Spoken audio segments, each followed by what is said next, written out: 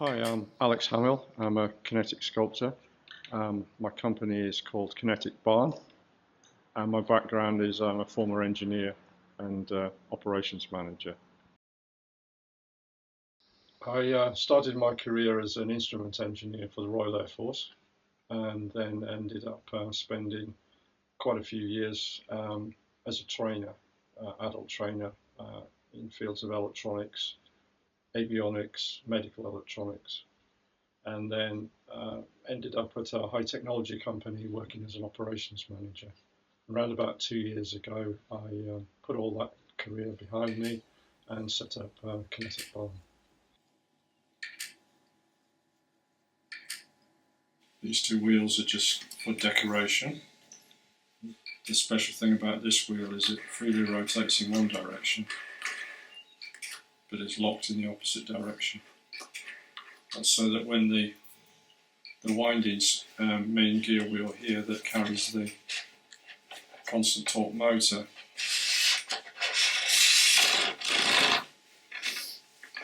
is assembled, that it can be rotated anti-clockwise for winding, but then will not rotate in a clockwise direction, so all the energy from the spring can then be transferred into the rotary arm that carries the wheel that walks around the internal gear mechanism.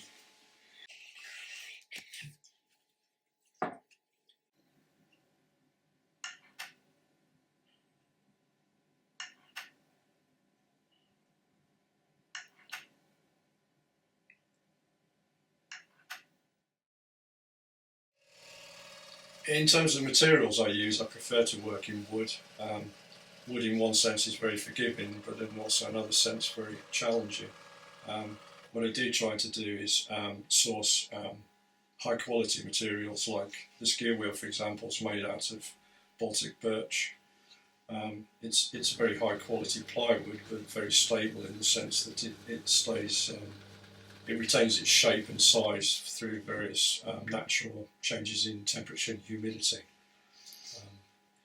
Other woods that I work with are hardwood.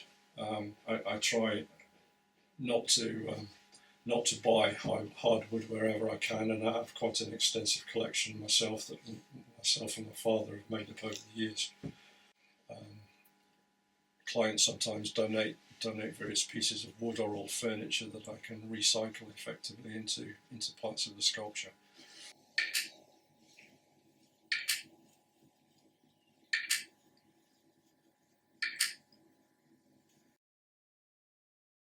The principle behind the kinetic pieces that I'm currently working on comes from essentially what people would regard as clockwork mechanism.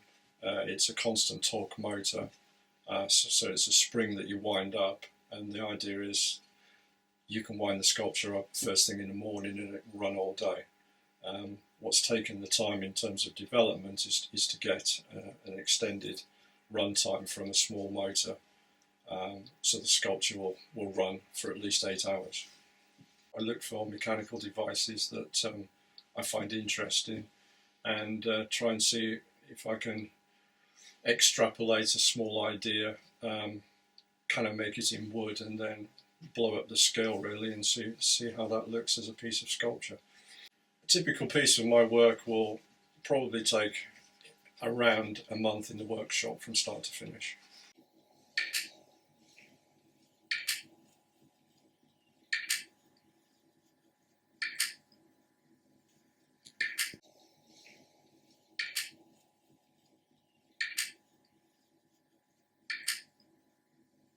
I'm currently working on a range of sculptures that I call time machines.